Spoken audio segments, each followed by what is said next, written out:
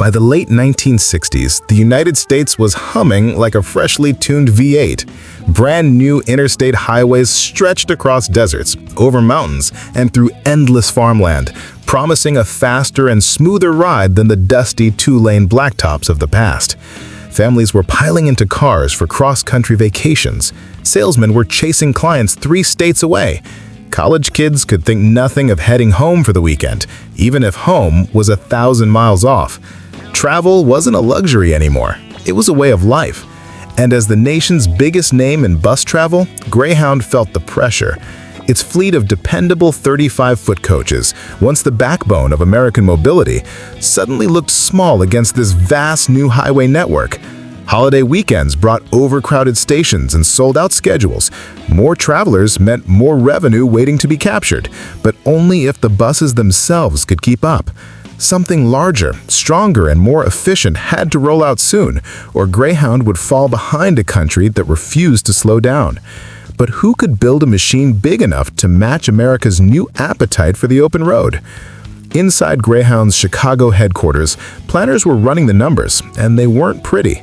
Adding extra buses to each route meant hiring more drivers, burning more fuel, and eating into profit margins. The math screamed for a different solution. A single coach long enough to carry more passengers, yet legal to operate in every state. At the time, U.S. highway rules were a patchwork of size limits. Some regions still clung to a strict 96-inch width cap, while others grudgingly allowed longer vehicles. Greyhound needed a design that could cruise from Maine to California without a single permit or waiver. That meant every inch of engineering had to respect those laws while squeezing in every possible paying seat.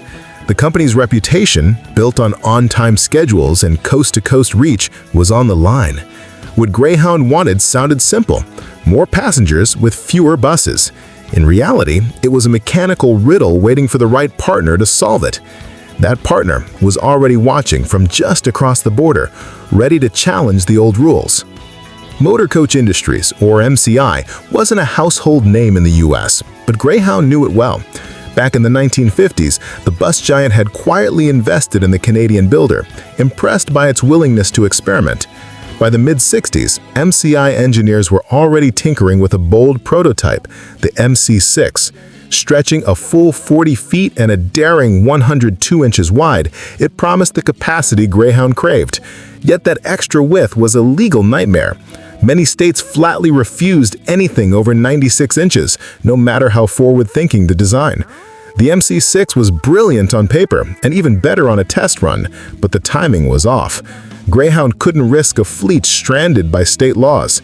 Instead of scrapping the dream, MCI regrouped. They kept the ambition, trimmed the excess, and sharpened their pencils for another try, one that would fit inside every American regulation while still dwarfing the competition. The result would wear a name that hinted at defiance: the Challenger. In 1968, MCI unveiled its answer, the MC-7, a 40-foot highway coach that stayed comfortably within the 96-inch legal width. Greyhound executives immediately saw a nationwide solution: no waivers, no headaches, just a big, profitable machine ready for every mile of interstate asphalt. The name Challenger wasn't just marketing flair, it was a statement of intent.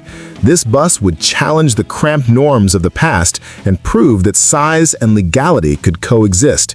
With seating for nearly 50 riders and a design built for relentless coast-to-coast service, the MC-7 looked like the future on wheels. Early press photos showed a sleek profile, tall windows gleaming in the sun, and a roofline that seemed to stand a little prouder than any 35-footer before it. Mechanics, drivers, and executives all took notice. For Greyhound, this wasn't just another model, it was a gamble on the next decade of American travel. But the Challenger's beauty wasn't skin deep. Its real secret was hidden in the bones of its frame. Underneath the MC-7's clean lines lay a quiet revolution. Instead of bolting a heavy body onto a separate chassis, MCI fused everything into a single monocoque structure, a strong, lightweight shell where the body itself carried the stress. This meant fewer joints to loosen, less weight to haul, and a coach that stayed tight and rattle-free even after hundreds of thousands of highway miles. For mechanics, it translated into fewer cracks and less frame fatigue. For Greyhound accountants, it meant lower long-term maintenance costs. And for passengers, it was the reason the Challenger felt so solid when the pavement turned rough. A design this forward-thinking didn't just keep the bus sturdy, it set a new engineering standard the entire industry would soon follow. But strength alone wouldn't catch a traveler's eye. The MC-7 had a silhouette no one could mistake. Spotting an MC-7 from a distance was easy. The roofline carried a distinctive step, lifting the passenger deck above the driver and giving the coach a proud, almost regal stance. From the curb, it looked taller and more modern than the stubby 35-footers of the previous decade. That subtle rise wasn't just for show. Raising the passenger area allowed bigger windows and a commanding view over traffic, while keeping overall height within legal limits. The effect was immediate. Travelers boarding an MC-7 felt as if they were climbing into something new, something built for the wide-open interstates of the space age. Even parked beside flashy cars of the era, the Challenger promised adventure. Of course, looking the part was only half the story. Its secret weapon for smooth travel hid beneath the rear axle. Behind the drive wheels sat a simple but game-changing feature, the tag axle. This extra set of tires, mounted just behind the powered axle, spread the MC-7's weight across more rubber and steel. The payoff was instant. Drivers reported steadier handling on sweeping highway curves and a surprising calm in crosswinds. Passengers noticed too, as the coach glided over rough patches that made older buses shudder. For a 40-foot machine tipping the scales near 29,000 pounds empty, that stability was priceless. The tag axle also spared the pavement a small punishment, a small but welcome nod to states wary of heavy rigs chewing up their brand new interstates. Comfort mattered, but what truly won riders' hearts were the sweeping views from inside. Step aboard, and the first thing you saw was light, sunlight pouring through nearly 3-foot-tall windows that turned every mile into a moving postcard. Whether crossing the Kansas plains or skirting desert mesas, passengers felt part of the landscape instead of sealed away from it. Air conditioning kept the cabin cool even in Texas heat. Wide aisles and upholstered seats gave long-haul travelers breathing room, and overhead racks and a full-size restroom made days-long trips bearable.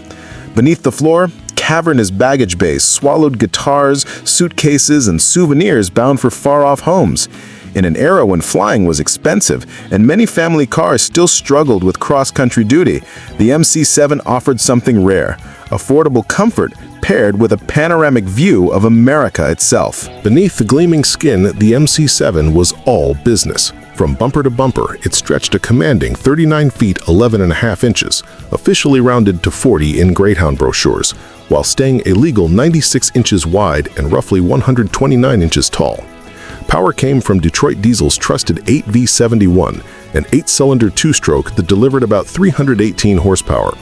Most units left the factory with a Spicer Dana 8844A 4-speed manual gearbox, a setup that required skilled shifting on long grades, though an Allison automatic appeared toward the end of production for operators who wanted a gentler city drive. Empty weight hovered around 29,000 pounds, but thanks to that monocoque frame, the coach felt surprisingly balanced. These weren't just numbers on a spec sheet. They were the ingredients that allowed the Challenger to roll coast to coast without a single special permit.